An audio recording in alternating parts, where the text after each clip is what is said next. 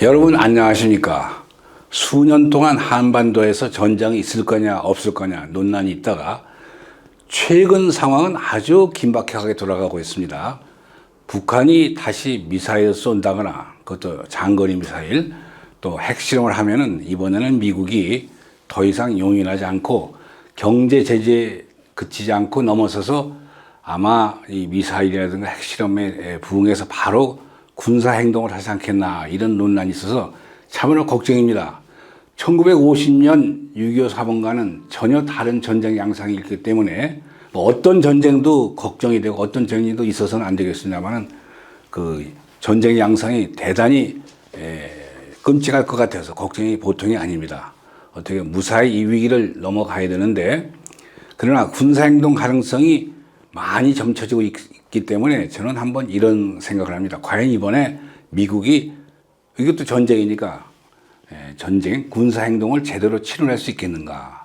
여러분이 궁금하실 거예요. 아니 미국이 가장 강한 무기를 가지고 있고 세계 제일의 군사 강국이고 군사 비용 예산도 세계 최대로 많은 나라인데 미국이 무슨 전쟁을 잘못 치르겠느냐. 물론 결론적으로 말씀드리면 미국은 결국은 길게 큰 그림으로 보면 미국은 모든 전쟁을 다 이깁니다. 월남 전쟁에서도 뭐 패했다고 그러지만은 결국은 또 월남도 미국의 시장을 그리워해가지고 원해가지고 또 결국 이제 문을 열게 되고 서로가 긴 호흡으로 보면은 미국이 항상 이기는 전쟁이라고 제1의 강덕이라 그 점은 의심할 필요가 없습니다.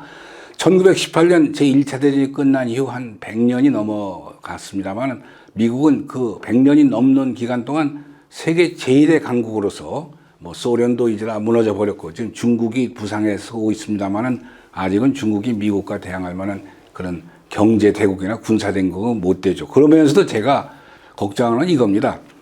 미국과 북한의 군사 충돌이 어차피 한반도 상이나 한반도 주변에서 벌어지면은 우리 남한 대한민국의 그 낙진이 얼마나 크겠는가. 그 낙진이 없기를 한 명도 다치지 않길 바라지만은 낙진이 없이 이루어질 수 있다. 그런 주장도 있습니다. 예를 들어서 한 뭐 15분 만에 김정은 이놈 참수만 해서 김정은이 목만 따가지고 끝나는 그런 상황이 될 수 있다. 이렇게 주장하는 사람도 있지만 그거는 뭐 해봐야 아는 일이고 아주 또 비관적으로 보는 사람은 어떻든 군사 충돌이 있으면 그 북한 놈들이 그에 대응해서 또 불장난을 할 테니까 우리 남한에 100만 명 또는 200만 명 이상의 사망자가 날 수 있다. 참 생각만 해도 아주 몸서리치는 얘기죠.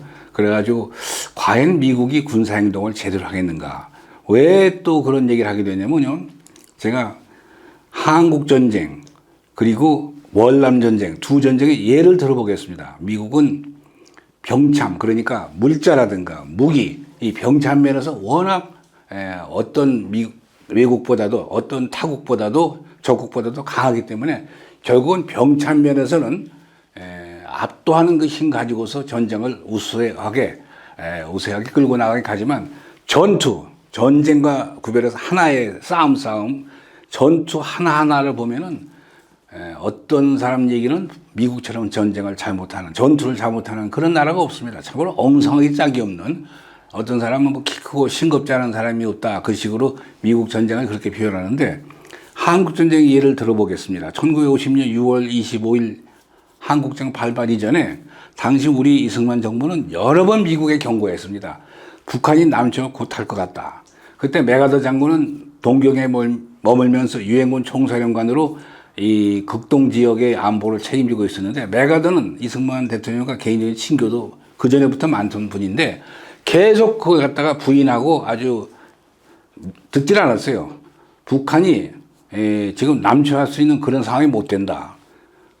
그 미국의 CIA 정보기관이 아주 세계적으로 수준이 높다고 그러지만 항상 그 정보 수집이 미흡한 점이 많고 또 정보 분석에 엉터리가 많아요. 그래가지고 미국 정부는 메가더 장군 자신을 포함해가지고 워싱턴에 있는 미 국무성 국방성이 전부 북한의 남침 가능성을 없는 걸로 설정했습니다. 그래가지고 아시는 그대로 이 한국전쟁 나기 불과 엿새 전 그러니까 6월 25일인가 엿새 전이면 6월 19일인가가 미 국무성에서 훗날 그 당시 한국전쟁 당시는 트루만 정부였지 않습니까? 훗날 아이젠하워 정부에서 국무장관 하는 떨레스가 그때는 트루만 정부의 국무성 고문이었는데 미 국무성 고문 떨레스가 현지 한국까지 왔었어요.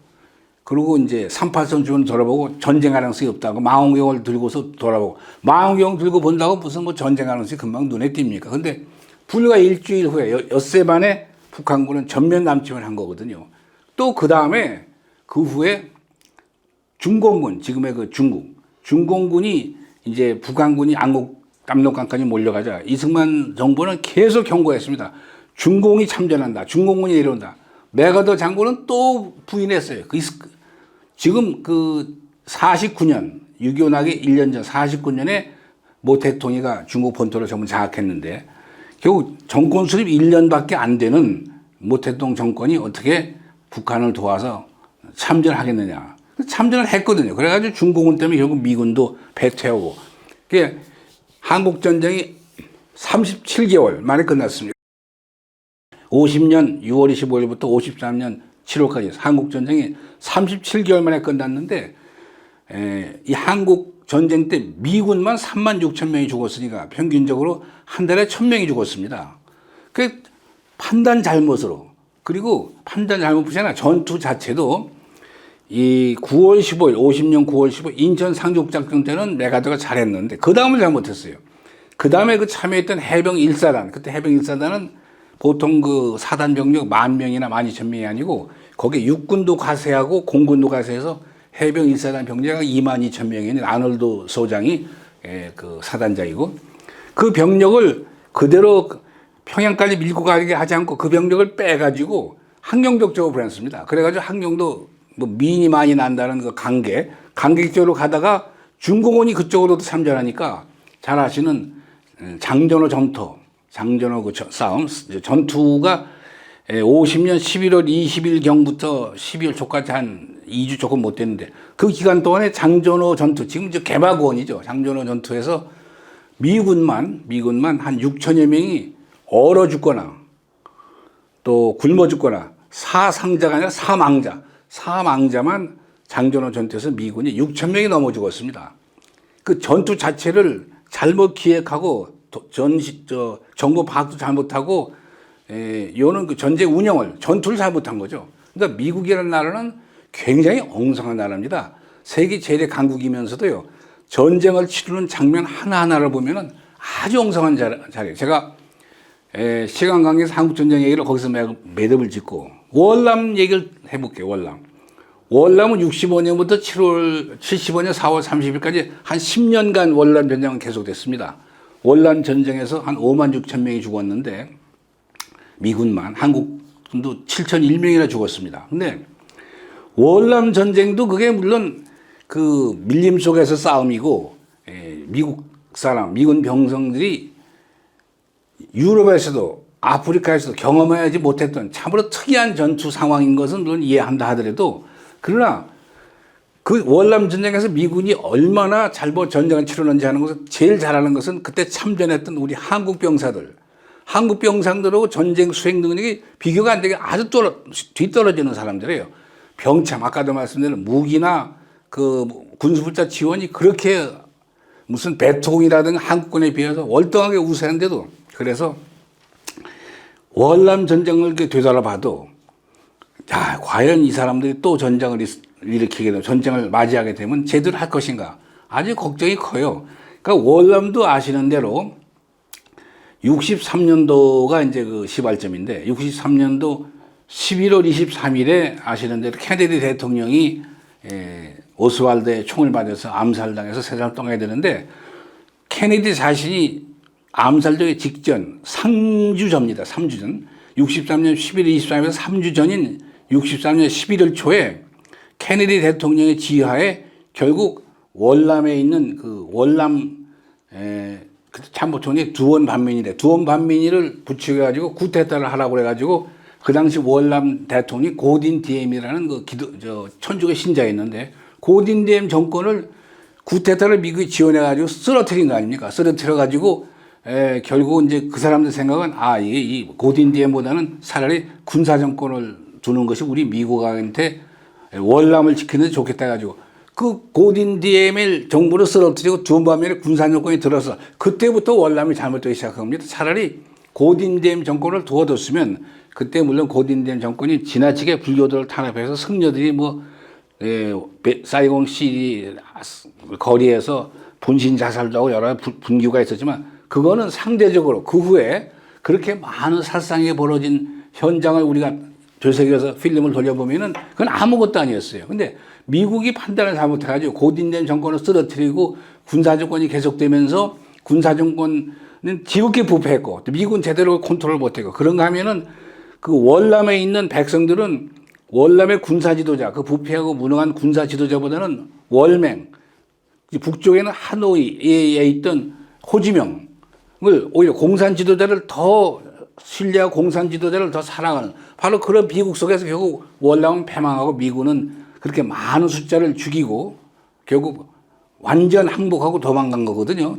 지금 그 후에는 결국 이제 아까 말씀드린 대로 미국이라는 나라의 그 막강한 경제적 국제적 지위 때문에 월남도 결국 미국에게 기울어지고 말고 이제 또 다 이제 평화가 오고 말았습니다만 어쨌든 전쟁 자체만 보면은 그래서 제가 전투라고 구별해 본 건데 전투만 보면은 베트남에서도 미국이 패퇴한 거거든요. 우리 한국 전쟁에서도 38선이 휴전선을 바뀌고 그러고 마친 거지 그친 것이지 우리 한국 전쟁에서도 미군이 승리하지 못했거든요. 그러니까 월남에서는 졌고 한국 전쟁에서는 그저 현상주의 그쳤고 그러니까 전쟁 수행 능력이 아주 떨어지는 사람들이에요. 미국 사람들이. 그래서 한국에서 어떤 무력천이 났을 경우에 물론 그 당시와 지금은 무기가 또 전쟁 양상이 너무 다르지만 과연 미군이 제대로 전쟁 수행을 하겠느냐. 아무리 핵잠수함이 한반도 주변에 3대씩 와 있고 무슨 F-35가 몇 대가 뜨고 한다고 그래봐야 과연 미군이